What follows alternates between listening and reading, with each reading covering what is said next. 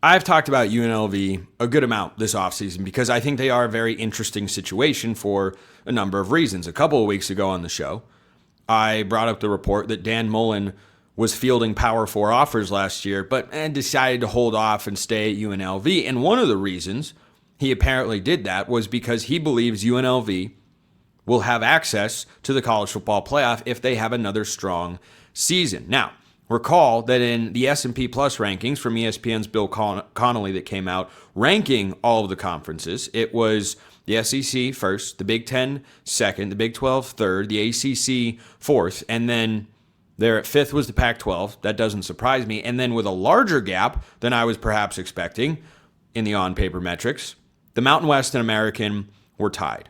And a big reason for that is the amount of coaching turnover. And UNLV obviously doesn't have that. They have plenty of roster turnover. Their quarterback, Anthony Calandria, is competing to be the starter at Nebraska now.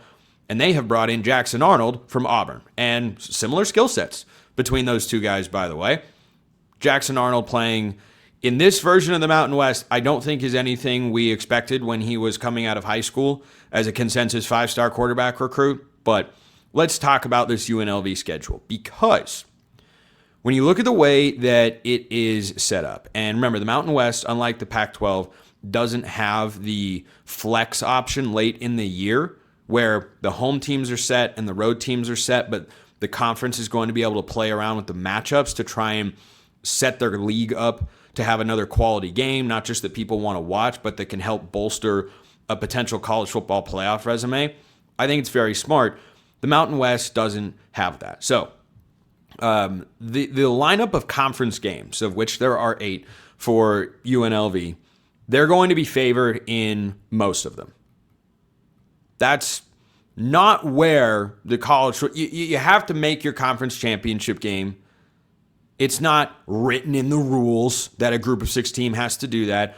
I'd just be pretty stunned if a G6 was given the college football playoff berth without having had a good enough season that sees them at least play for their conference championship, if not go on to win it. Maybe if they go 12-0, losing the conference title game, that could get them the nod.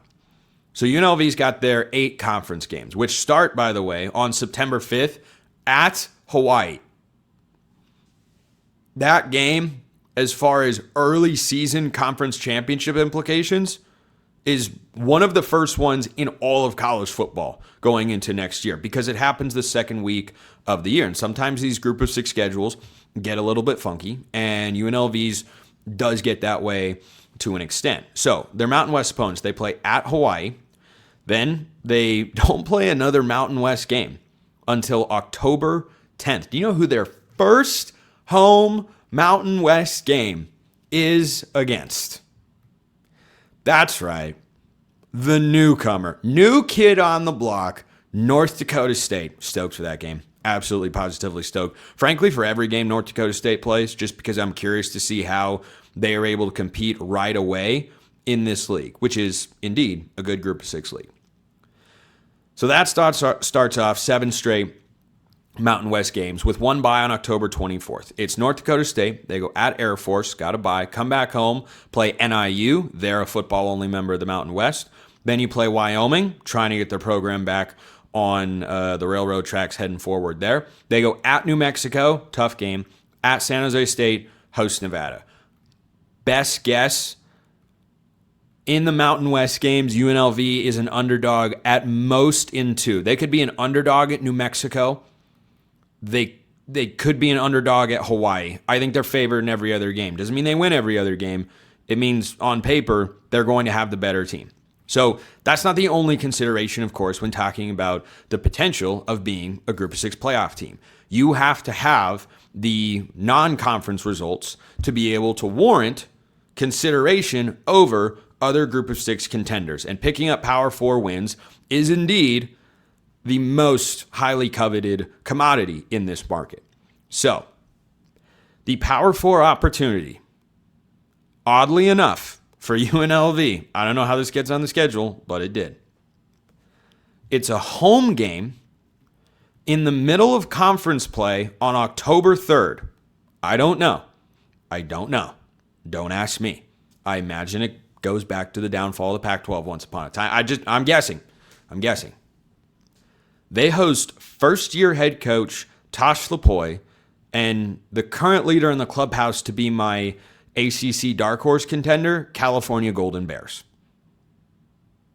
Jaron Kiave-Sangopolatele on one side, Jackson Arnold on the other for an October 3rd showdown with legitimate college football playoff implications for both teams. Cal can't have a loss like that on their resume and make the playoff aside from winning the ACC and getting the automatic bid, which is what the Power 4 conferences have this year. That is the Power 4 opportunity. And look, as far as Power 4 games, I've seen far tougher ones, and you just have to find a way to win. But let's say UNLV loses that game, and they will definitely be an underdog in that game. No question. Could they win? Sure. It's entirely possible. Their other group of 6 games, they start in week 0 on August 29th against Memphis at home. They won't play another game at Allegiant Stadium until that game against Cal, which is wild. UNLV fans have to wait over a month between watching their team play in person without having to get on an airplane. That's a tough scheduling break for UNLV fans. But they have got Memphis on August 29th. They go at North Texas on September 12th. And then 2 weeks later, following a bye, they go at Akron. Akron is not a game that UNLV should lose. North Texas is resetting at head coach, quarterback, running back, receiver, because they're all at Oklahoma State now. They're resetting everything and is one of Bill Connolly's biggest projected regression teams this year. We'll see how sustainable the good program in Denton is following the loss of Eric Morris. UNLV has it in their best interests, without question, that North Texas is a massive comparison, or is massively similar, I should say, to what Tulane was when they went from Willie Fritz to John Sumrall. That is what they need. Because if you're not able to beat Cal, and let's say you win, all but one Mountain West game, but you win the rest of your non-conference.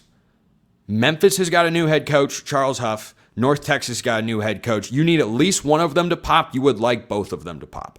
So I understand where Dan Mullen is coming from. And look, he's done a good job managing the transfer portal and bringing in talent over the last couple of years. Put it all together in year 1 a season ago. I get that. I know that he looks at it and says, we've got access to the college football playoff here. I don't know as we sit here in early April that UNLV's got a great path at anything worse than 11-1. I mean, an 11-2 Mountain West champion with 1 loss in league play, a loss to Cal and maybe a loss to Memphis. It's a contender. I don't know that you're getting past every team in the American that's going to contend for a playoff spot, or that you're getting past whoever winds up being the champion out of the Pac-12. I think that is a dicey proposition.